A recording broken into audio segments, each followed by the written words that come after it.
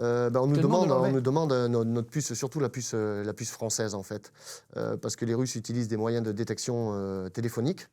OK. Et donc en fait, s'ils aperçoivent voilà, Il y a du une français? puce étrangère, forcément, hein.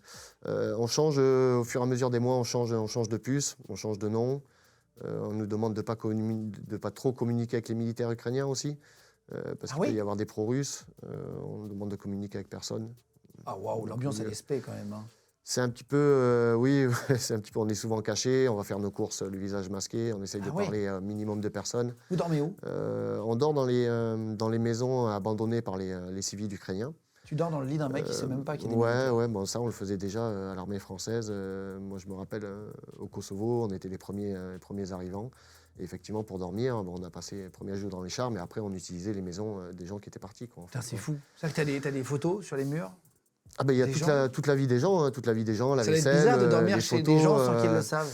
Ouais, ouais, ça, ouais, ça fait un peu drôle, ouais, mais bon, moi j'étais habitué, donc Oui, puis t'avais autre chose à foutre en vrai, ça m'a pas mais choqué, c'est là, ouais, on ça m'a voit pas ça comme ça, choqué, c'est toujours triste de se tout dire à qu'ils fait. ont abandonné leur maison, des gens et tout. Ouais, tu vis dans leur vie, Dans quoi, en leur fait, intimité, quoi. quoi, t'as leurs habits, machin. Ah, il y a tout. Et donc là, ils te donnent des armes, c'est eux qui t'équipent en armement et tout, j'imagine? Ouais, tout à fait. Moi, j'arrive, donc bon, moi, j'étais déjà venu avec mon équipement parce qu'on m'avait prévenu, notamment mon collègue ukrainien qui m'avait dit, écoute, viens avec un casque et ton gilet pare-balles, ça te permettra d'avoir du meilleur matos. Et